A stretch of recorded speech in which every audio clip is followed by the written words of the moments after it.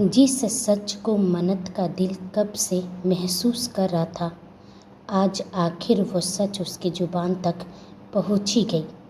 लेकिन उसी सच ने उसके अंदर हजारों सवाल भी जगा दिए। अगर वेदांश उससे इतना प्यार करता था तो उसने उसे 3 साल तक ढूंढा क्यों नहीं? और आखिर क्यों हर बार मन्नत की टूटी हुई यादें उसे उसी दर्दनाक अंधेरे में धकेल देती है? तो दोस्तों, शुरू करने से पहले आप सभी से गुजारिश है, यदि आप मेरे चैनल पर नए हैं तो चैनल को सब्सक्राइब ज़रूर कर लीजिए। कहानी पसंद आए तो वीडियो को लाइक करें, दोस्तों के साथ शेयर करें और अपनी कीमती राय कमेंट बॉक्स में देना बिल्कुल भी ना भूलें। और हाँ, इस कहानी के पिछले भाग को देखने के लिए आप प्लेलिस्ट में मन्नत एक जुनून देख सकते हैं। तो चलिए शुरू करते हैं। मन्नत एक जुनून भाग 25। सिटी हॉस्पिटल का माहौल अब भी भारी था। रात की दहशत अभी तक सबके चेहरे पर साफ दिखाई दे रही थी। पंखुड़ी को भी होश आ चुका था, लेकिन होश में आते ही उसकी हालत और बेचैन हो गई थी, क्योंकि उसकी आंखें खुलते ही सबसे पहला नाम उसके होठों पर आया था, कबीर। उसकी आवाज़ काँप रही थी, चेहरे पर डर साफ दिखाई दे रहा था। उसे बस धुंधला धुंधला याद था डोमिनियन एंटरप्राइजेस से निकलना, फिर अचानक कई गाड़ियों का उसकी कार को घेर लेना, और उसके बाद उसके चेहरे पर किसी ने स्प्रे मार दिया था। उसकी आंखें जलने लगी थी, दिमाग सुन्न पड़ गया था। फिर बस एक धुंधली सी याद, वह किसी की बाहों में थी, मजबूत सुरक्षित बाहें, कबीर की बाहें। और अब जब उसने खुद को हॉस्पिटल के बेड पर पाया, उसका दिल बुरी तरह घबराने लगा। उसकी सांसें तेज हो गई। कबीर, कबीर कहाँ है? उसने घबराकर उठने की कोशिश की, लेकिन तभी दिव्या जी ने तुरंत उसे संभाला। उन्होंने प्यार से उसके चेहरे को पकड़ा। शांत हो जाओ पंखुड़ी, सब ठीक है। कबीर भी बिल्कुल ठीक है। हालांकि यह बोलते वक्त उनकी खुद की आंखें नम थी, क्योंकि उन्होंने पहली बार अपने बेटे को उस हालत में देखा था। पंखुड़ी की आंखों से आंसू बह निकले। उसने कांपती आवाज़ में पूछा, वे ठीक तो है ना माँ? उन्हें बहुत चोट तो नहीं आई? मैं उनसे मिलना चाहती हूँ, उन्हें देखना चाहती हूँ। उसका पूरा शरीर अब भी डर से काँप रहा था।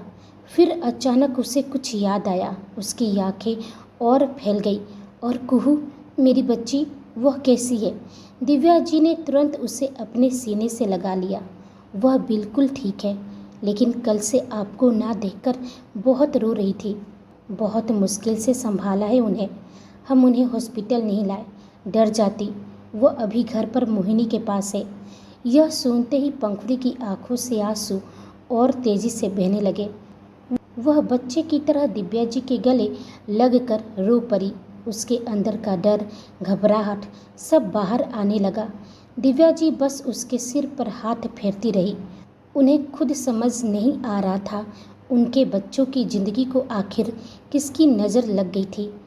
वहीं दूसरी तरफ आईसीयू के दूसरे केबिन में कबीर को भी होश आ चुका था। उसकी आंखें खुलते ही सीने में तेज जलन उठी।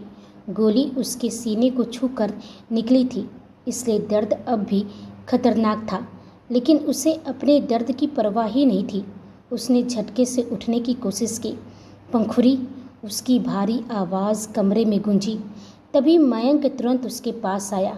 आराम से, डॉक्टर ने उठने से मना किया है तुम्हें। लेकिन कबीर की आंखों में अब भी वही खून उतर आया था। वो ठीक है ना? बस यही सवाल था उसकी आंखों में। शिव ने तुरंत कहा, मैम ठीक है, अब खतरे से बाहर है। यह सुनते ही कबीर ने धीरे से अपनी आंखें बंद कर ली, जैसे उसकी जान वापस आई हो। फिर उसने गहरी सांस ली और पूछा, वेद कहाँ है? वो कैसा है?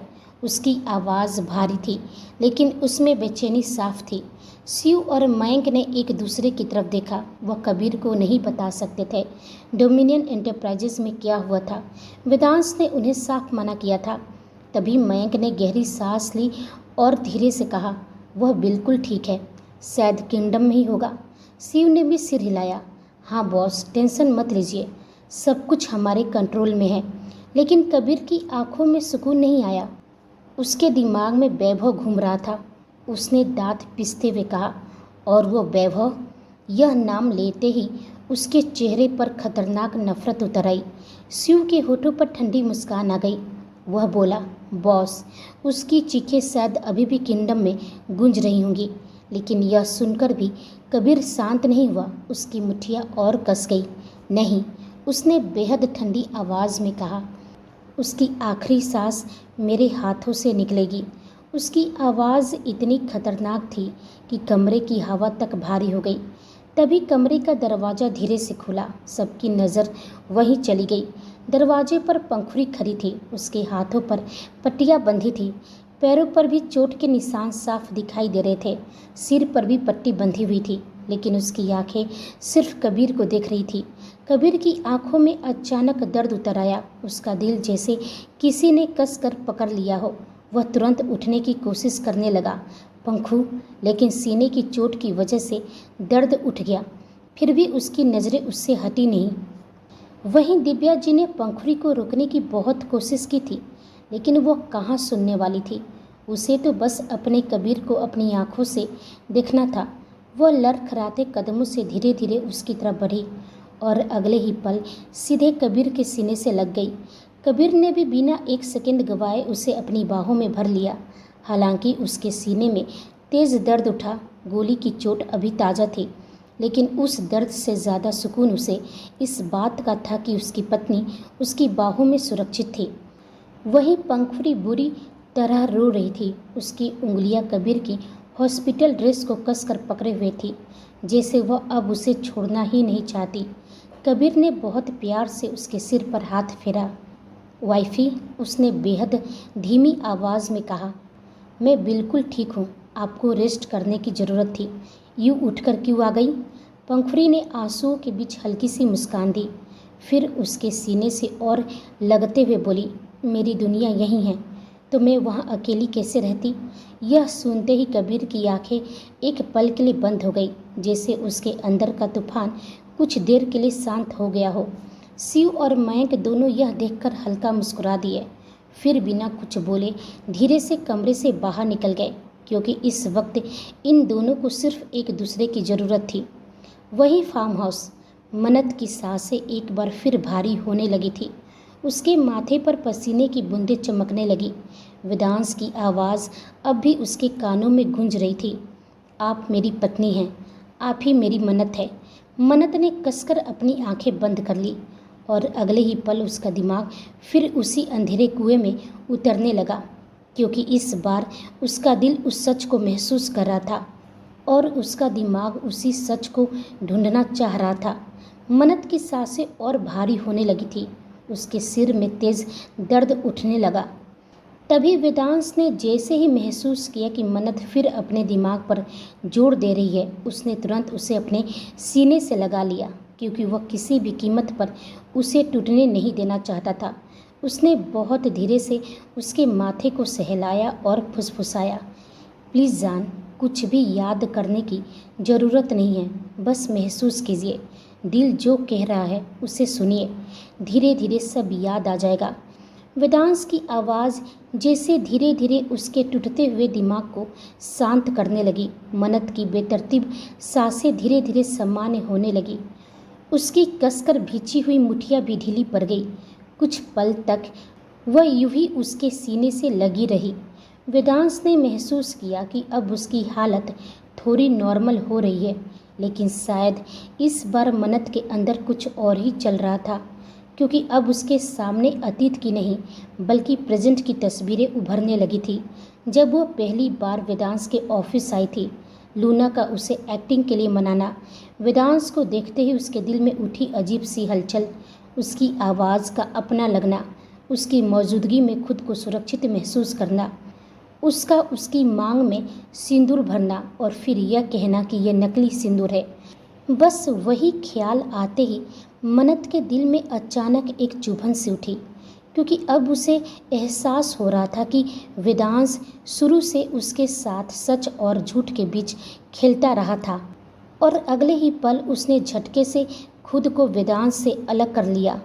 जैसे उसका दिमाग उसे जोर देकर समझा रहा हो, सच सिर्फ अतीत नहीं प्रेजेंट भी है।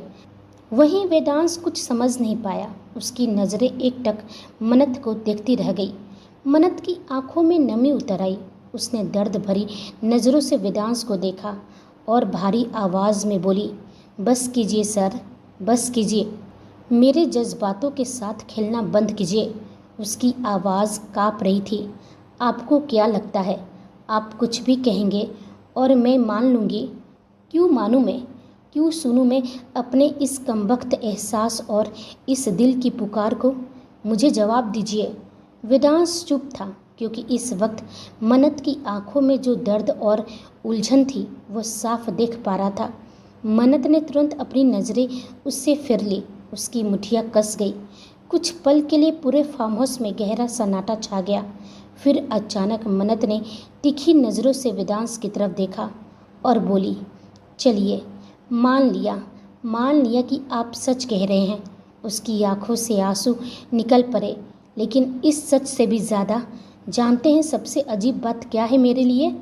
उसने अपने सीने पर हाथ रखा। आपके इस सच को सुनने से पहले ही मेरे दिल ने इसे बहुत पहले ही सच मान लिया था। यह सुनते ही वेदांश की सांस हल्की सी अटक गई, लेकिन वह अब भी खामोश रहा। मन्नत आगे बोली, बस मैं डरती थी इस सच को मानने से। डरती थी क्योंकि मेरे दिमाग के पास कोई तस्वीर नहीं थी और मैं उस सच को चाहकर भी ढूंढ नहीं सकती थी क्योंकि मैं अपने दर्द को बर्दाश्त नहीं कर सकती हूँ। लेकिन आपका छूना, आपका मेरे करीब आना, आपकी आंखों में अपने लिए वो जुनून देखना, वह पागलपन देखना, सब मुझे एहसास दिलाता था कि मैं ही आपकी पत्नी मन्नत हूँ। वेदांश अब भी खामोश था, लेकिन उसकी गहरी नज़रें मन्नत के चेहरे के भाव को पढ़ रही थी। वो देख सकता था मन्नत की आंखों में दर्द, टूटन और शिकायतें। मन्नत ने एक लंबी सांस ली। उसकी आंखों से आंसू का एक कतरा ढड़क कर उसके गाल पर आ गिरा। वह बोली, इतनी भी बेवकूफ़ नहीं हूँ सर कि कुछ समझ ना पाऊँ। जब आपकी मॉम के स्पर्श से मुझे मेरी यादों की झलक मिली, मैं तभी समझ गई थी कि कहीं ना कहीं मेरा रिश्ता आपसे ज़रूर है। वेदांश अब भी खामोश था, लेकिन उसकी मुठियाँ धीरे धीरे कसती जा रही थी। मन्नत ने दर्द भरी हंसी हंस दी, लेकिन दिमाग तब तक यकीन नहीं करता जब तक तस्वीरें ना हो, जब तक यादें ना हो। दिल चाहे कितना भी एहसास क्यों न दे, दिमाग सबूत मांगता है। उसने सीधे वेदांश की आंखों में देखते हुए कहा, और जब मेरे दिमाग ने मेरे दिल से सबूत मांगे तो मैं हमेशा खुद से एक सवाल करती थी कि जिन आंखों में मैं अपने लिए इतना पागलपन देख रही हूँ, उन आंखों ने मुझे 3 साल तक ढूंढा क्यों नहीं? यह सुनकर वेदांश की सांसें भारी होने लगी, लेकिन मन्नत अब रुकी नहीं। आप जानते हैं सर, धीरे धीरे मुझे कुछ बातें समझ आने लगी थी, कुछ धुंधली तस्वीरें, कुछ एहसास, कुछ जुड़ाव। लेकिन मैंने खुद ही सबको नकार दिया क्योंकि मैं ये मान ही नहीं पाई कि जो इंसान अपनी पत्नी से इतना प्यार करता हो वह उसे ढूंढने की कोशिश तक ना करे। उसकी आवाज़ अब भरा गई। जब लूना ने मुझसे कहा कि मुझे आपकी पत्नी बनने की एक्टिंग करनी है तो मैं मान गई। जानते हैं क्यों? उसने अपनी आंखें बंद कर ली। क्योंकि मेरे दिल ने कहा था कि शायद मैं सच में आपकी हूँ। लेकिन उसी दिल ने मुझसे अगला सवाल भी किया, कैसे हो सकता है कि जो आदमी पूरी दुनिया के सामने प्रेस कॉन्फ्रेंस में अपनी पत्नी को वापस लाने की बात करता है, वह आदमी 3 साल तक खामोश रहे, उसे ढूंढे तक नहीं? मन्नत की आंखों से आंसू लगातार बह रहे थे। उसने कांपती आवाज़ में कहा, और जानते हैं सबसे ज़्यादा तकलीफ़ मुझे कब हुई? वेदांश चुपचाप उसे देखता रहा। उसकी भी आंखों में बेचैनी उतरने लगी थी। मन्नत ने अपने आंसू पोंछे, लेकिन अगले ही पल उसकी आवाज़ फिर टूट गई। जब आपने मुझे सिंदूर लगाया और फिर कहा कि वो नकली है, ये कहते ही उसकी आंखों से फिर आंसू बह निकले। आपको अंदाज़ा भी है उस पल मुझे कितना दर्द हुआ था? मेरे दिल ने उस एहसास को सच मान लिया था। जब आपने मेरी मांग में सिंदूर भरा तो ना जाने क्यों ऐसा लगा जैसे वह जगह पहले से आपकी थी। जैसे वह एहसास पहले भी जी चुकी हूँ मैं। उसने अपने सीने पर हाथ रखा। यहाँ यहाँ बहुत अजीब सा महसूस हुआ था। दिल इतनी तेज़ी से धड़क रहा था कि मुझे खुद समझ नहीं आ रहा था कि मैं क्यों रोना चाह रही हूँ, क्यों आपको रोकना चाह रही हूँ। वेदांश की मुट्ठियाँ धीरे धीरे कसती जा रही थी। मन्नत ने भराई आवाज़ में कहा, लेकिन अगले ही पल आपने कह दिया कि वह सिंदूर नकली है, सिर्फ एक एक्टिंग है। वह दर्द से हंस पड़ी। जानते हैं उस वक्त मुझे क्या लगा? कि मेरा दिल पागल हो गया है। जो इंसान मुझे अपना कह रहा है वही अगले पल कह रहा है कि सब कुछ झूठ है। तो फिर आप ही बताइए, मैं किस पर भरोसा करती? उसने वेदांश की आंखों में देखते हुए कहा, आप पर या अपने टूटे हुए दिमाग पर? कमरे में भारी खामोशी छा गई। मन्नत की आवाज़ अब बेहद धीमी हो चुकी थी। मैं हर पल आपको महसूस करती रही, लेकिन आपने मुझे महसूस करने से भी डरने पर मजबूर कर दिया। अब उसकी आंखों में सिर्फ आंसू नहीं, टूटन थी। और आज आज आपके मुंह से ये सुनकर कि मैं आपकी पत्नी हूँ, मुझे खुद से डर लगने लगा है, क्योंकि इतने दिन से आप मेरे जज्बातों के साथ खेल रहे थे। वेदांश अब भी खामोश था, लेकिन उसकी गहरी नज़रें मन्नत को देख रही थी। मन्नत को उसकी खामोशी और भी चुभ रही थी। उसने रोते हुए पूछा, ठीक है, नहीं देना चाहते जवाब तो मत दीजिए, बस एक सवाल का जवाब दीजिए। अगर आप मुझसे इतना प्यार करते थे, इतनी मोहब्बत करते थे, तो आपने मुझे ढूंढा क्यों नहीं? आखिरी शब्द बोलते बोलते मन्नत पूरी तरह टूट गई और इस बार वेदांश की आंखें भी पहली बार भर आई। अगर ऐसा है कि मैं आपकी पत्नी हूँ, तो आपने मुझे छोड़ा क्यों? 3 साल तक मुझे ढूंढा क्यों नहीं? मैं नहीं लौट पाई क्योंकि मेरे पास यादें नहीं थी, लेकिन आप तो सब जानते थे ना। फिर आपने मुझे अकेला क्यों छोड़ दिया? और कल रात, उसकी आवाज़ और भी टूट गई, जब वो नकाबपोश मेरे पास था, तब आप कहाँ थे? तब कहाँ थे जब मैं अपने कपड़े उतार रही थी, वो भी उस हैवान के सामने? क्यों छोड़ दिया मुझे अकेला? ये कहते कहते मन्नत बुरी तरह रो पड़ी। वेदांश की नज़रें झुक गई थी। वो भला क्या बताता, कैसे बताता कि सिर्फ मन्नत की दी हुई कसम ने ही उसे 3 साल तक उसे ढूंढने नहीं दिया था। और भी बहुत कुछ था, बहुत सारे ऐसे सच जो अगर बाहर आते तो मन्नत के सवाल खत्म नहीं होते। और अभी उसके पास जवाब कम, जख्म ज़्यादा थे, क्योंकि मन्नत के पास यादें नहीं थी, सिर्फ सवाल थे, शिकायतें थी। और वेदांश हर सवाल का जवाब देकर उसके दिमाग को फिर उसी अंधेरे में नहीं धकेलना चाहता था। उसने तो हमेशा यही सोचा था कि धीरे धीरे मन्नत की यादें लौटेंगी, वह खुद उसे पहचान लेगी और फिर उसे 3 साल की हर वजह भी समझ आ जाएगी। लेकिन हालात उन्हें ऐसे मोड़ पर लाकर खड़ा कर चुके थे जहां वेदांश गुनहगार भी था और सबसे बड़ा पीड़ित भी। मन्नत की नज़रें लगातार उसी पर टिकी थी। उसकी आंखों से आंसू बह रहे थे। उसे खुद समझ नहीं आ रहा था कि वह क्या महसूस करे, क्योंकि उसे सिर्फ राव कैंपस की टूटी हुई डरावनी यादें लौट रही थी। बाकी वेदांश के साथ के सारे पल बस धुंधली परछाइयों की तरह थे। ऐसा एहसास जिन पर उसका दिल भरोसा करना चाहता था, लेकिन दिमाग हर बार रोक देता था। कुछ पल तक पूरे फार्म हाउस में खामोशी फैली रही। बस दोनों की तेज धड़कनों की आवाज़ गूंज रही थी। तभी वेदांश ने एक पल के लिए आंखें बंद की, जैसे खुद को संभाल रहा हो। फिर वह धीरे धीरे मन्नत के करीब आया। उसकी नज़रें बेहद गहरी हो चुकी थी। वो धीमी लेकिन सख्त आवाज़ में बोला, आपके हर सवाल का जवाब देना मैं ज़रूरी नहीं समझता हूँ जान। यह सुनते ही मन्नत उसे अविश्वास से दिखने लगी। उसकी आंखों में गुस्सा भी था और दर्द भी, लेकिन वेदांश अब बिल्कुल नहीं चाहता था कि वो फिर अपने दिमाग पर जोर डाले। उसने सख्ती से कहा, बस इतना जान लीजिए जान कि आप मेरी पत्नी हैं और यही सच है। अब इसी सच के साथ आपको जीना होगा। मन्नत का दिमाग फिर से भारी होने लगा। वह कुछ बोलने ही वाली थी कि वेदांश ने तुरंत अपनी उंगली उसके होठों पर रख दी। मन्नत का पूरा शरीर एक पल में सिहर उठा।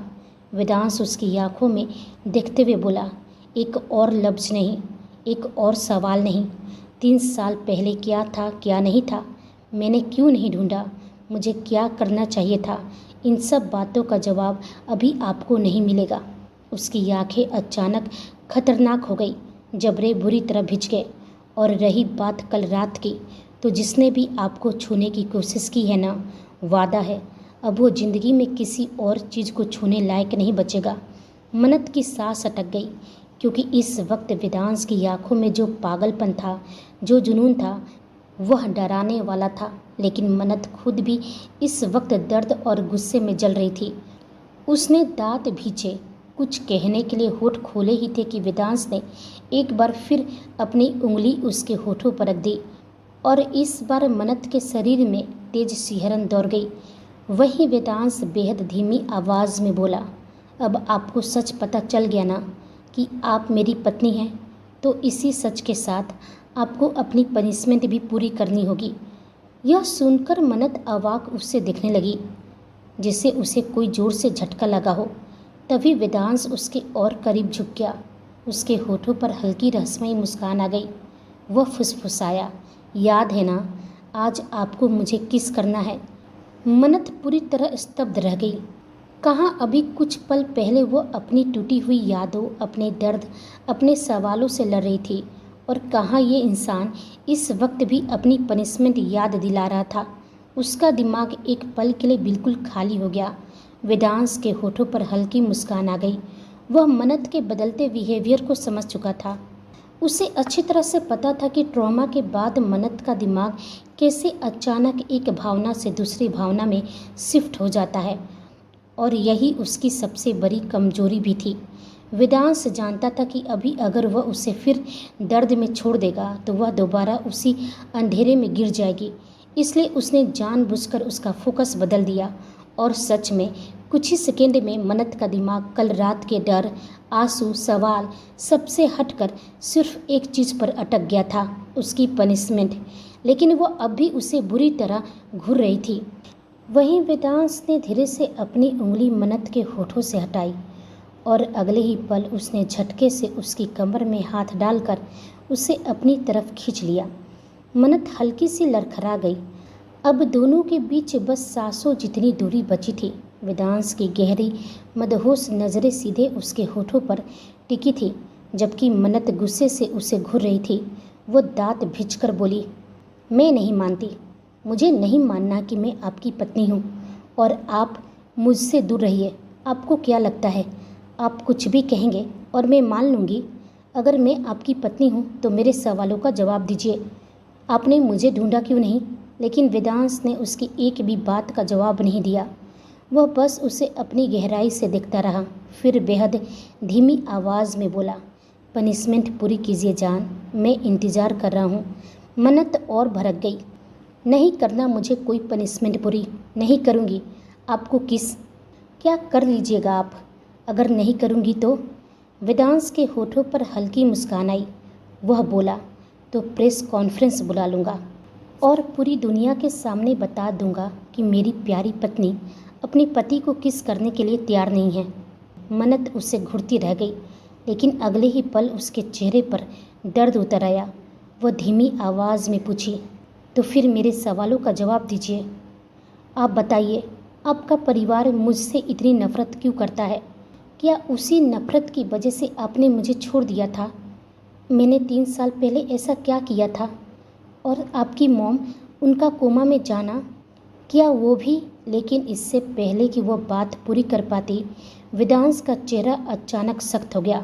वो लगभग डांटते हुए बोला, कहा ना आपको कुछ भी याद करने की ज़रूरत नहीं है और ना ही कुछ जानने की।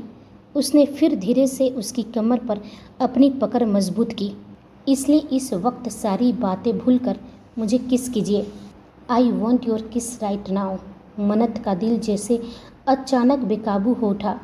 उसकी धड़कनें तेज़ी से बढ़ने लगी, क्योंकि वेदांश की उंगलियां उसकी कमर पर हल्का हल्का मूव कर रही थी। उसके पूरे शरीर में सिहरन दौड़ गई, गला सूखने लगा, लेकिन फिर भी उसने खुद को संभालते हुए कहा, मैंने कहा ना मैं नहीं करूँगी। वेदांश की आंखें और भी गहरी हो गई। वो धीमी लेकिन खतरनाक आवाज़ में बोला, आखिरी बार पूछ रहा हूँ मैं, आप मुझे किस कर रही हैं या नहीं? मन्नत ने भी उसी तेवर में जवाब दिया, नहीं नहीं नहीं, नहीं करना मुझे। वेदांश ने एक बार फिर कहा, सोच लीजिए। मन्नत भी तुरंत बोली, सोच लिया। मन्नत सोचती नहीं है, डिसाइड करती है, और मैंने डिसाइड कर लिया कि मैं आपको किस नहीं करूँगी। यह सुनते ही वेदांश की आंखें हल्का सा सिकुड़ गई। उसके होठों पर बेहद खतरनाक मुस्कान आई, और अगले ही पल मन्नत कुछ समझ पाती उससे पहले ही वेदांश ने उसे अपनी तरफ खींच लिया और सीधे उसके होठों पर अपने होठ रख दिए। मन्नत की आंखें फैल गई, उसका पूरा शरीर जैसे एक पल के लिए सुन्न पड़ गया। उसे समझ ही नहीं आया कि अचानक क्या हुआ, क्योंकि वेदांश के होठ पूरी तरह उसके होठों में उलझ चुके थे। उसकी पकड़ मजबूत थी, लेकिन उसमें एक अजीब बेचैनी भी थी, जैसे वह उसे सिर्फ छू नहीं रहा था, बल्कि 3 साल की दूरी, 3 साल का दर्द, 3 साल की तरफ, सब कुछ उसी एक पल में मिटा देना चाहता हो। वहीं उसकी कैद में मन्नत का शरीर वैसे ही जड़ हो गया था। कुछ पल तक वह बिल्कुल कोई रिस्पॉन्स नहीं कर पाई, लेकिन फिर धीरे धीरे उसकी पलकें कांपी और अगले ही पल उसकी आंखें खुद पर खुद बंद हो गई, क्योंकि वेदांश का स्पर्श उसे अच्छा लग रहा था। उसकी पकड़ में एक अजीब सा सुकून था, एक अपनापन जिसे उसका दिल पहचान रहा था। वेदांश ने उसे अपने सीने से और करीब खींच लिया था। उसके हाथ मन्नत के बालों में बुरी तरह उलझे हुए थे, और वह एक पल के लिए भी उसके होठों से खुद को अलग नहीं कर रहा था। वहीं मन्नत का धड़कता हुआ दिल धीरे धीरे उसे फिर उसी दुनिया में लेकर जाने लगा, लेकिन इस बार वह अंधेरी दुनिया नहीं थी, बल्कि यही फार्म हाउस था। उसका टेरेस, चारों तरफ उड़ते फूल, हल्की हवाएं, और सामने वेदांश। मन्नत की बंद पलकों के पीछे पहली बार एक तस्वीर साफ हुई, उनका पहला किस, वह पल जब पहली बार दोनों के होठ एक दूसरे में उलझे थे। तस्वीर इतनी साफ थी कि मन्नत की सांसें खुद ब खुद भारी होने लगी, और उसी एहसास में डूबकर उसके होठ भी धीरे धीरे वेदांश का साथ देने लगे। उसे खुद एहसास तक नहीं था कि वह सच में उसे किस बैक कर रही है, क्योंकि उसका दिमाग अभी भी उन तस्वीरों में उलझा हुआ था। लेकिन वेदांश के होठों पर हल्की तिरछी मुस्कान आ गई। मन्नत की उंगलियां धीरे धीरे उसके बालों में कस गई। कुछ पल तक पूरा माहौल सिर्फ उनकी तेज सांसों और उस एहसास भरे पल में डूबा रहा। लेकिन तभी वेदांश को महसूस हुआ कि मन्नत की सांसें ज़रूरत से ज़्यादा भारी होने लगी है। उसकी पलकें बुरी तरह काँप रही थी, माथे पर पसीने की बूंदें उभर आई थी, जिससे उसका दिमाग फिर ज़रूरत से ज़्यादा दबाव झेलने लगा हो। और अगले ही पल उसने झटके से अपने होठ उसके होठों से अलग कर दिया। हालांकि उसका दिल बिल्कुल भी उससे दूर होने का नहीं था, लेकिन वह जानता था कि अगर उसने एक पल भी और उसे इसी हालत में रखा तो मन्नत फिर टूट सकती है। वही मन्नत गहरी गहरी सांसें ले रही थी। उसका चेहरा पूरी तरह लाल पड़ चुका था। वह समझ ही नहीं पा रही थी कि अभी हुआ क्या था, क्योंकि उसके दिमाग में जो तस्वीरें चल रही थी उनमें भी वेदांश उसे ऐसे ही किस कर रहा था। अब उसे समझ नहीं आ रहा था कि जो उसने महसूस किया वो सिर्फ याद थी या सच में अभी अभी हुआ भी था। इसी सच को जानने के लिए उसने एक बार फिर कसकर अपनी आंखें बंद कर ली, जैसे वह उस तस्वीर को फिर से देखना चाह रही हो, जैसे वह उस एहसास को दोबारा महसूस करना चाह रही हो जो कुछ देर पहले उसके अंदर हलचल मचा गया था। लेकिन अगले ही पल उसका पूरा दिमाग फिर से भारी होने लगा, सांसें अटकने लगी, कानों में अजीब सी गूंज भर गई। और फिर मन्नत ने एक बार वही सीन देखा, वही टेरेस, वही ठंडी हवाएं, रात का गहरा अंधेरा, चारों तरफ उड़ते फूल, और बीच में वह और वेदांश, दोनों एक दूसरे को पागलों की तरह किस कर रहे थे। वेदांश की बाहें उसकी कमर में कसकर जकड़ी हुई थी और मन्नत पूरी तरह उसके करीब सिमटी हुई थी। तस्वीर इतनी साफ थी, इतनी असली कि मन्नत की सांसें वहीं अटक गई। वह अभी भी हाफ रही थी, उसकी पलकें बुरी तरह काँप रही थी, उसकी उंगलियां अब भी वेदांश की शर्ट को कसकर पकड़े हुए थे। वहीं वेदांश की नज़रें लगातार उसी पर टिकी थी। उसने बहुत धीरे से अपना माथा मन्नत के माथे से टिकाया और भारी आवाज़ में कहा, बस अब और नहीं जान, अपने दिमाग पर जोर मत दीजिए। मन्नत की सांसें अभी भी काँप रही थी। उसने धीरे धीरे अपनी आंखें खोली। उसकी आंखों में उलझन, घबराहट और एक अजीब सा एहसास तैर रहा था। वह कुछ पल तक बस वेदांश को देखती रही, फिर बहुत धीमी कांपती आवाज़ में बोली, ये सब क्या था? वेदांश चुप रहा। मन्नत की आंखों में नमी उतर आई। मैं पागल हो रही हूँ क्या? उसने अपने सिर को दोनों हाथों से पकड़ लिया, क्योंकि उसके सिर में असहनीय दर्द उठने लगा था। क्यों मुझे ऐसा लग रहा है कि ये सब पहले भी हो चुका है? उसकी आवाज़ टूट गई। आप मुझे ऐसे ही किस कर रहे थे? उसकी सांस अटक गई। वह टेरेस, वह फूल, वह हवा, वेदांश की आंखों में दर्द उतर आया। वह समझ गया था कि इस बार उसकी धुंधली यादें तस्वीर का रूप ले चुका था। मन्नत ने कांपते हुए उसकी तरफ देखा। लेकिन मुझे समझ नहीं आ रहा है, वो याद थी या सच में अभी हुआ? उसका दिमाग फिर से उलझने लगा था, झूठ और भ्रम में फंसने लगा था। तभी वेदांश तुरंत उसके सामने घुटने के बल बैठ गया। उसने बहुत प्यार से उसके हाथ अपने हाथों में ले लिया। बस शांत हो जाइए जान। उसकी आवाज़ बेहद धीमी थी। आपका दिल और दिमाग दोनों एक साथ लड़ रहे हैं, इसलिए आपको सब कुछ उलझा हुआ लग रहा है। मन्नत की आंखों से आंसू बह निकले। वह कांपती आवाज़ में बोली, मुझे डर लग रहा है। यह सुनते ही वेदांश का चेहरा दर्द से भर गया। उसने धीरे से मन्नत को अपनी तरफ खींचा और उसके सिर को अपने सीने से लगा लिया। मैं हूँ न जान। उसकी आवाज़ भर आ गई थी। अब आपको किसी चीज़ से डरने की ज़रूरत नहीं है। मन्नत उसकी धड़कनें सुन रही थी, तेज़, बेचैन, लेकिन अजीब तरह से सुकून देने वाला। कुछ पल तक हॉल में सिर्फ उनकी सांसों की आवाज़ गूंजती रही। फिर अचानक मन्नत की पलकें हल्की सी झपकी और अगले ही पल उसके दिमाग में कुछ और भी तस्वीरें चमकी। उसकी और वेदांश की प्यार भरी तस्वीरें। वह तस्वीर इतनी अचानक आई कि मन्नत का पूरा शरीर झटके से काँप उठा। उसने तुरंत वेदांश की शर्ट कसकर पकड़ ली। आह! उसके सर में तेज दर्द उठा। वेदांश तुरंत घबरा गया, जान। लेकिन मन्नत की आंखें फैल चुकी थी। उसकी सांसें टूट रही थी। वेदांश का दिल जोर से धड़का। मन्नत कुछ और पूछना और बोलना चाह रही थी, लेकिन वह अचानक रुक गई, क्योंकि अगले ही पल उसके सिर में फिर तेज दर्द उठा। उसका दिमाग उसे शट डाउन करने लगा। वह बेहोशी की कगार पर थी।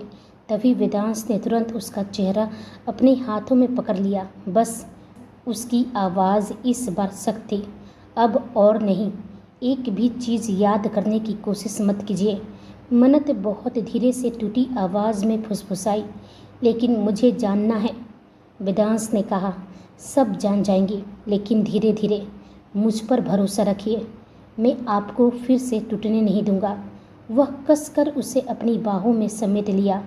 वहीं राठौर मेंशन हॉल में बैठा अंगद की नज़रें बार बार मेंशन के मेन गेट पर जा रही थी। उसकी उंगलियां सोफे के हैंडल पर बेचैनी से थिरक रही थी। चेहरे पर हल्की घबराहट थी, लेकिन आंखों में अब भी वही जहरीली चमक। वह मन ही मन सोच रहा था, कल रात सब प्लान के मुताबिक हुआ था। अब तक तो मन्नत की हालत टूट जानी चाहिए थी। फिर वेदांश उसे लेकर अब तक घर लौटा क्यों नहीं? उसके दिमाग में बार बार वही सीन घूम रहा था। नकाब, अंधेरा, मन्नत का डर। उसने होठ भींच लिए। अगर उसका दिमाग सच में टूट गया होगा तो अब असली खेल शुरू होगा। उसकी आंखों में खतरनाक चमक उतर आई, लेकिन तभी उसके दिमाग में एक और बात कौंधी और उसका चेहरा थोड़ा उतर गया। पर वह दूसरा नकाबपोश राठौर एंटरप्राइजेस से निकलने के बाद उसने मुझसे कांटेक्ट तक नहीं किया। कहीं खेल मेरे ऊपर ही तो नहीं पलट गया। उसकी सोच तभी टूटी जब हॉल में नूतन जी आकर रुकी। उन्होंने अंगद को यूं बेचैन बैठे देखा तो भय सिकुड़ते हुए बोली, क्या बात है अंगद, आप इतने परेशान क्यों हो? अंगद तुरंत संभल गया। उसने चेहरे पर नकली सामान्य भाव लाते हुए कहा, कुछ नहीं, बस कल रात से वेदांश और मन्नत दोनों मेंशन नहीं लौटे तो थोड़ा अजीब लग रहा था। यह सुनते ही नूतन जी के चेहरे पर भी तनाव उतर आया, लेकिन वो चिंता सिर्फ वेदांश के लिए थी। मन्नत का नाम आते ही उनकी आंखों में चिढ़ उतर आई। उन्होंने दांत भींचते हुए कहा, अब तो यही होगा। जब वो लड़की वापस आई है, मेरा बेटा इस घर में टिकता ही कहाँ है।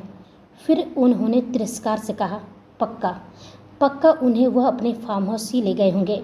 यह सुनते ही अंगद की आंखों में हल्की चमक कौंधी। फार्म हाउस, उसने मन ही मन खुद से कहा। धत तेरी की, हाँ यह बात मैं कैसे भूल सकता हूँ। फार्म हाउस, तो क्या वेदांत सच में मन्नत को लेकर वहाँ चला गया है? लेकिन कबीर का भी अब तक कुछ पता नहीं चल रहा है। समझ में नहीं आ रहा कि कल जो हमने इतना बड़ा प्लान किया था वह कितना सक्सेस हुआ है और कितना नहीं। ये सब सोचकर अंगद के चेहरे पर गहरी उलझन साफ झलक रही थी। तभी उसके दिमाग में एक और डर बैठा। उसने सोचा, बस भगवान करे कि मुझ पर किसी तरह का कोई शक ना जाए। वैसे तो कल रात मैंने अपना चेहरा पूरी तरह ढक रखा था। अगर वेदांश ने ऑफिस के सीसीटीवी कैमरे भी खंगाले होंगे तो भी उसमें कुछ नहीं मिला होगा। और रही बात लूना की, तो अगर उसने वेदांश को कुछ बताया भी होगा तो वह खुद इतनी कंफ्यूज थी कि हम दोनों नकाबपोशों में से असली कौन था और नकली कौन। इसलिए मैं अपनी तरफ से पूरी तरह रिलैक्स हूँ। लेकिन फिर भी इस मन्नत का कुछ तो पता चलना ही चाहिए कि वो जिंदा भी है या पागल हो गई है। सोचकर ही अंगद के चेहरे पर बेचैनी साफ झलक रही थी। वहीं फार्म हाउस से निकलकर वेदांश की गाड़ी शहर के सबसे बड़े सिटी हॉस्पिटल के पार्किंग एरिया में जाकर रुकी। गाड़ी का इंजन शांत होते ही मन्नत, जो कार में बैठते ही अपनी आंखें बंद कर सीट पर सिर टिकाए थी, अचानक कार रुकने से अपनी आंखें खोल खिड़की से बाहर हॉस्पिटल की इमारत को देखी तो वो घबराते हुए पूछी, हम यहाँ क्यों आए हैं सर? हॉस्पिटल में सब ठीक तो है ना? मुझे अजीब सी घबराहट हो रही है। वेदांश ने स्टीयरिंग व्हील से अपना हाथ हटाया और एक गहरी सांस लेकर मन्नत की तरफ मुड़ा। उसकी आंखों में इस वक्त केवल अपनी जान को संभालने की फिक्र थी। उसने मन्नत का हाथ अपने हाथों में लिया और बेहद प्यार लेकिन सधे हुए शब्दों में बोला, जान, जैसे कि मैंने आपसे पहले ही सब कुछ क्लियर कर दिया है, तो प्लीज़ किसी भी चीज़ को लेकर अपने दिमाग पर स्ट्रेस मत दीजिएगा। एक पल के लिए भी अपने दिमाग को यह मौका मत देना कि वह ज़बरदस्ती सच को याद करने की कोशिश करे। अगर आप ऐसा करेंगी तो आपके सिर में फिर से वही असहनीय दर्द होने लगेगा। बस सब कुछ अपने एहसास के साथ महसूस कीजिएगा। वेदांश एक पल के लिए रुका और फिर अपनी आवाज़ को सामान्य करते हुए कहा, इस वक्त कबीर और पंखुड़ी यहाँ हॉस्पिटल में भर्ती हैं। यह सुनते ही मन्नत का दिल जोर जोर से धड़कने लगा। उसका चेहरा सफ़ेद पड़ गया। वह हकलाते हुए बोली, क्या? लेकिन कैसे? कबीर भाई और पंखुड़ी तो बिल्कुल ठीक थे। फिर अचानक वेदांश मन्नत को सच नहीं बता सकता था, इसलिए उसने एक झूठ बोला। वह शांत स्वर में कहा, डरिए मत जान, बस उनका एक छोटा सा एक्सीडेंट हो गया था, लेकिन अब वो दोनों खतरे से बाहर है और ठीक है। हम उन्हीं को देखने आए हैं। यह सुनकर मन्नत के चेहरे पर हल्की राहत आई। फिर वेदांश थोड़ा करीब आया। उसने बहुत ध्यान से मन्नत की आंखों में देखते हुए कहा, और आप अब अच्छी तरह से समझ चुकी होंगी कि जब आप मेरी मन्नत हैं तो आप वही मन्नत हैं जो कबीर की बहन है और पंखुड़ी की सबसे अच्छी दोस्त। यह सुनते ही मन्नत की सांस हल्की भारी हुई। उसके दिमाग में जैसे कुछ धुंधली तस्वीरें चमकी, लेकिन इससे पहले कि वह उन पर जोर देती, वेदांश ने तुरंत उसका हाथ दबाकर उसका ध्यान अपनी तरफ खींच लिया। नहीं, उसने बेहद नरमी से कहा, कुछ भी याद करने की कोशिश मत कीजिए, धीरे धीरे सब याद आ जाएगा। फिर उसने कार का दरवाज़ा खोला और बाहर उतर गया। अगले ही पल उसने अपना हाथ मन्नत की तरफ बढ़ाया, चलिए जान। और मन्नत कुछ पल उससे देखती रही, फिर धीरे से अपना हाथ उसके हाथ में रखकर कार से उतर गई। दोनों सीधे वीआईपी आईसीयू की तरफ बढ़ गए, जहां इस वक्त कबीर और पंखुड़ी मौजूद थे। दिव्या जी उनसे मिलकर पहले ही घर जा चुकी थी, क्योंकि कबीर ने खुद उन्हें भेजा था ताकि वह घर पर कुहू का ध्यान रख सके। वहीं राजवीर जी और विनोद जी भी निकल चुके थे। इस वक्त कमरे में सिर्फ मयंक, शिव, कबीर और पंखुड़ी थे और आज दोनों का डिस्चार्ज भी होने वाला था। तभी दरवाज़ा खुला और अगले ही पल सबकी नज़रें सामने खड़ी मन्नत पर जाकर अटक गई। मन्नत के चेहरे पर घबराहट और मायूसी साफ दिखाई दे रही थी। वह बिना रुके तुरंत अंदर आई और सीधे कबीर और पंखुड़ी के पास पहुंच गई। आप दोनों ठीक तो है ना? उसकी आवाज़ काँप रही थी। कबीर भाई, आपको ये चोट कैसे लगी? एक्सीडेंट इतना बड़ा था क्या? कबीर एक पल के लिए अवाक रह गया। फिर अगले ही पल उसे समझ आ गया कि वेदांश ने मन्नत से एक्सीडेंट वाला झूठ बोला है। पंखुड़ी भी सब समझ चुकी थी। तभी कबीर ने तुरंत खुद को नॉर्मल करते हुए बहुत प्यार से कहा, मैं बिल्कुल ठीक हूँ मन्नू, बस छोटी सी खरोंच है। मन्नत ने तुरंत आंखें बड़ी कर दी क्योंकि वो साफ देख सकती थी कि कबीर के सीने पर पट्टी बंधी हुई थी। भले वो शर्ट के अंदर छुपी हुई थी, लेकिन फिर भी हल्की हल्की नज़र आ रही थी। और वहीं पंखुड़ी के सिर, हाथ और पैरों पर भी पट्टियाँ बंधी हुई थी। मन्नत की आंखें भर आई। ये कैसी छोटी सी खरोंच है भाई, आप दोनों को तो बहुत चोट लगी है। ये कहते कहते उसकी आंखों से आंसू निकल पड़े और जैसे ही उसकी आंखों में आंसू आए, कमरे में मौजूद हर इंसान की सांस अटक गई। कबीर तुरंत आगे बढ़ा और बहुत प्यार से उसका चेहरा अपनी हथेलियों में भर लिया और कहा, अरे बच्चा, आप रो क्यों रही हैं? कहा ना, मैं बिल्कुल ही ठीक हूँ। जैसे ही कबीर ने उसे बच्चा कहा, मन्नत एक पल के लिए उसे गहरी नज़रों से देखने लगी, क्योंकि कबीर हमेशा अपनी बहनों को बच्चा कहकर ही बुलाता था। और ना जाने क्यों ये शब्द सुनते ही उसके दिल में एक अजीब सी हलचल हुई, जैसे यह आवाज़, यह नाम, यह अपनापन उसका दिल पहले से जानता हो। लेकिन इस बार मन्नत ने कोई सवाल नहीं किया। अब उसे समझ आने लगा था कि कुछ रिश्ते दिमाग से नहीं, सीधे दिल से महसूस होते हैं। और शायद कबीर सच में उसे हमेशा बच्चा ही कहता था, इसलिए इस बार उसने अपने दिमाग पर जोर नहीं दिया, बस उस एहसास को चुपचाप महसूस किया। फिर वो आगे बढ़ी और सीधे कबीर के सीने से लग गई। कुछ सेकंड के लिए कबीर पूरी तरह अवाक रह गया, जैसे उसे यकीन ही ना हुआ हो कि उसकी मन्नू खुद चलकर आज फिर उसकी बाहों तक लौट आई है। लेकिन अगले ही पल उसके चेहरे पर एक गहरी सुकून भरी मुस्कान आ गई। उसने तुरंत मन्नत को भी अपनी बाहों में समेट लिया। हालांकि उसके सीने में चोट थी, फिर भी इस वक्त उसे कोई दर्द महसूस नहीं हुआ। वहीं पंखुड़ी के चेहरे पर भी गहरी मुस्कान फैल गई। उसकी आंखें हल्की नम हो गई थी। तभी कबीर ने बहुत प्यार से मन्नत के सिर पर हाथ फेरते हुए कहा, आप परेशान क्यों हो रही हैं मन्नू? मैं सच में बिल्कुल ही ठीक हूँ। मन्नत धीरे से उसमें और सिमट गई, फिर बेहद मासूमियत से बोली, प्लीज़ भाई, आप मुझे बच्चा ही कहा कीजिए। जब आप मुझे बच्चा कहते हैं ना, तो मुझे बहुत अच्छा लगता है। उसकी आवाज़ में अपनापन था। भले मुझे याद नहीं है कि हमारा रिश्ता पहले कैसा था, लेकिन मुझे पता है आप मुझसे बहुत प्यार करते होंगे।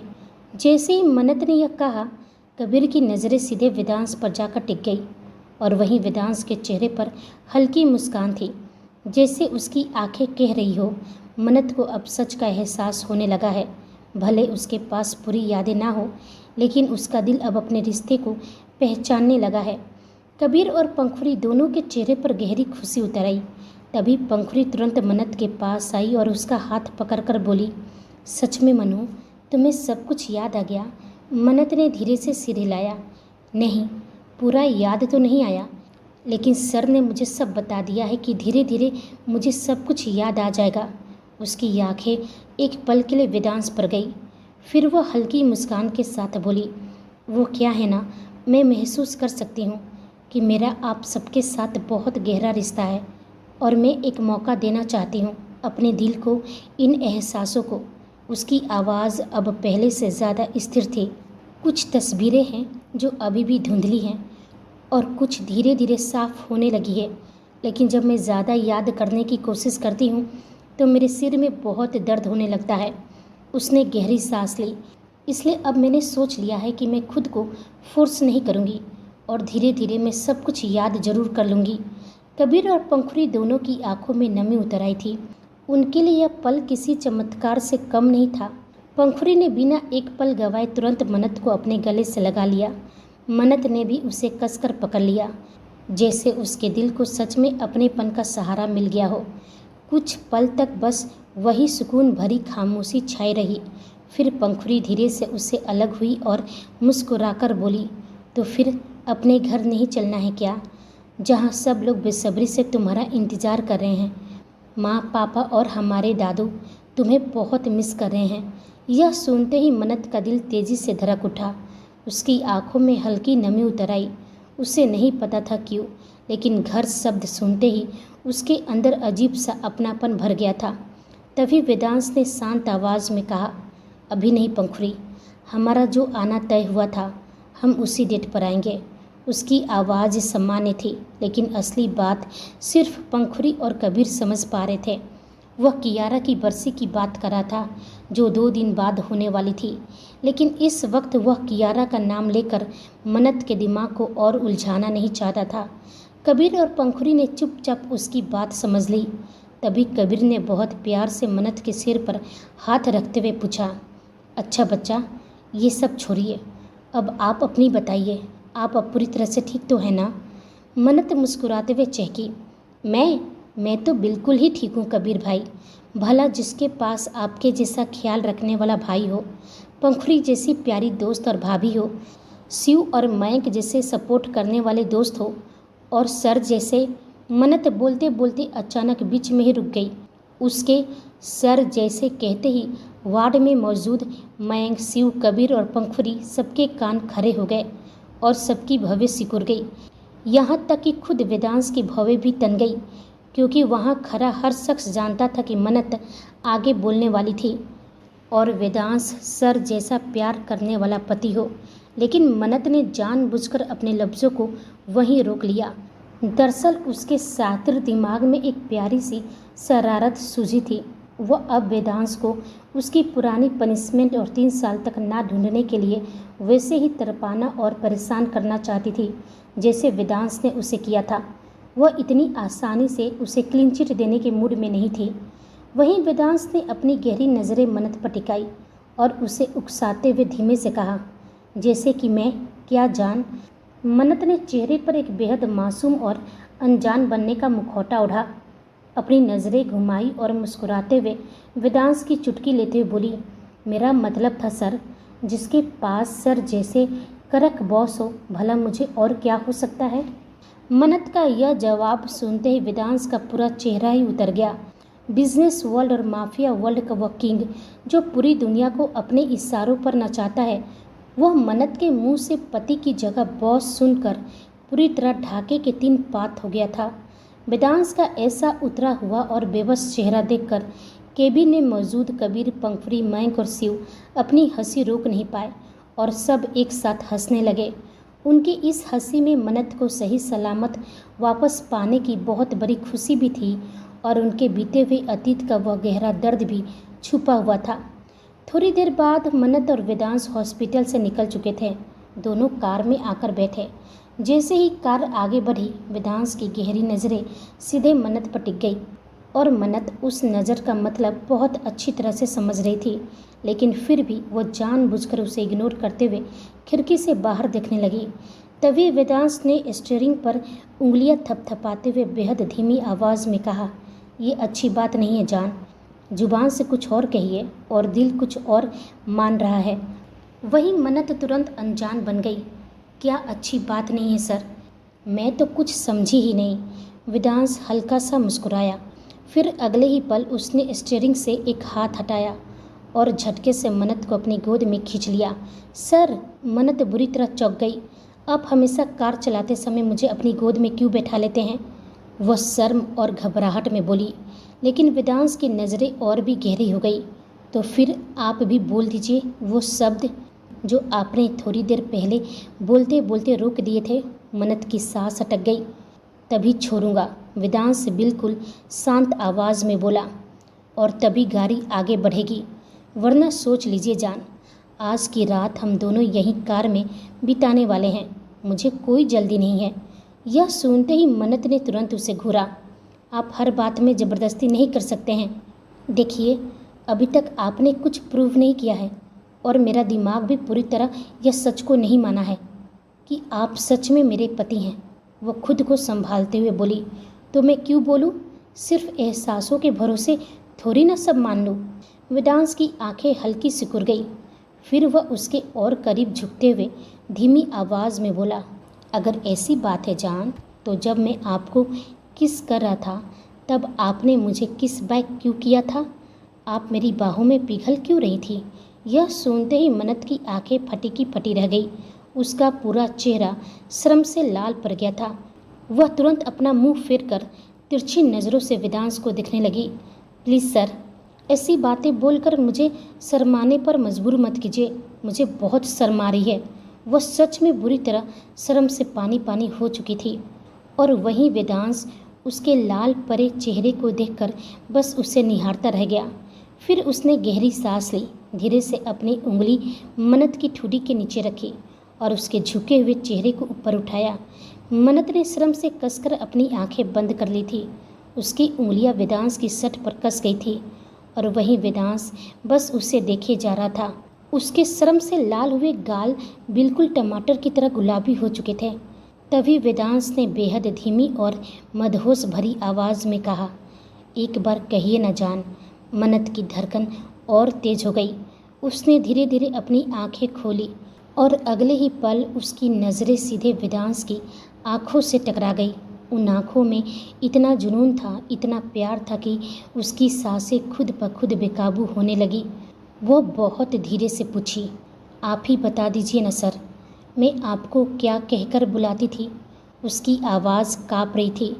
आपने कहा था ना कि आप मुझे सब कुछ याद दिला देंगे, तो बताइए ना, मैं आपको क्या कहकर बुलाती थी? यह सुनते ही वेदांश एकदम से चुप हो गया, क्योंकि वो जानता था अगर उसने अभी वो नाम बोल दिया कि मन्नत उसे वी कहकर बुलाती थी तो मन्नत का दिमाग फिर उसी सच को पकड़कर अंधेरे में उतरने लगेगा। और इस वक्त वह बिल्कुल भी नहीं चाहता था कि यह उनका खूबसूरत पल फिर उसके दर्द में बदल जाए। इसलिए उसने खुद को संभालते हुए धीरे से कहा, जैसे आपको हमारा पहला किस याद आया वैसे ही सब धीरे धीरे याद आता जाएगा, लेकिन फ़िलहाल उसकी नज़रें मन्नत के होठों पर टिक गई। मैं चाहता हूँ कि आप वही कहिए जो आपकी ज़ुबान थोड़ी देर पहले कहते कहते रुक गई थी। मन्नत तुरंत नज़रें चुराकर बोली, आप न अपनी बातों में मुझे हमेशा उलझा देते हैं। मुझे मेरी सीट पर बैठने दीजिए। लेकिन अगले ही पल वेदांश ने उसकी कमर पर अपनी पकड़ और कस दी। फिर वह धीरे धीरे अपना चेहरा उसके बेहद करीब ले आया, इतना करीब कि दोनों की सांसें एक दूसरे से टकराने लगी। मन्नत की सांस अटक गई, क्योंकि इस वक्त उनके होठों के बीच बस नाम भर की दूरी थी। वेदांश ने उसकी आंखों में देखते हुए बेहद धीमी आवाज़ में कहा, सोच लीजिए जान, मैं मौका दे रहा हूँ। अगर आपने नहीं कहा तो ये होठ फिर से एक दूसरे में उलझ सकते हैं। उसकी आवाज़ और भी गहरी हो गई, और इस बार शायद मैं खुद को रोक नहीं पाऊंगा। यह सुनकर मन्नत बस उसे देखती ही रह गई। उसकी धड़कनें इतनी तेज हो चुकी थी कि जैसे वह खुद अपनी ही सांसों की आवाज़ सुन पा रही थी। मन्नत की धड़कनें बेकाबू थी। उसकी सांसें वेदांश की सांसों से टकरा रही थी और दोनों के होठों के बीच बस नाम भर की दूरी बची थी। वेदांश की गहरी आवाज़ फिर उसके कानों में गूंजी, अगर आपने वो शब्द नहीं कहा तो शायद इस बार मैं खुद को रोक नहीं पाऊंगा। लेकिन क्या मन्नत सच में अपने दिल की बात मान लेगी? क्या वो पहली बार वेदांश को उसके असली रिश्ते के नाम से पुकारेगी? और वहीं अंगद जिस खेल को अपनी जीत समझ रहा है, क्या उसे अंदाज़ा भी है कि मौत अब उसकी तरफ बढ़ चुकी है? क्या इस बार वेदांश सिर्फ अपनी पत्नी का प्यार वापस पाने नहीं बल्कि उसके दर्द का हिसाब लेने निकला है? तो आखिर क्या होगा आगे, जानने के लिए सुनते रहिए मन्नत एक जुनून। और मिलते हैं अगले एपिसोड में। यदि कहानी पसंद आई हो तो वीडियो को लाइक करें, दोस्तों के साथ शेयर करें और अपनी राय कमेंट बॉक्स में ज़रूर दें। और यदि आप मेरे चैनल पर नए हैं तो चैनल को सब्सक्राइब ज़रूर कर लें। तब तक दोस्तों, आप अपना और अपनों का ख्याल रखिए। आप सभी को मेरी कहानी सुनने के लिए धन्यवाद।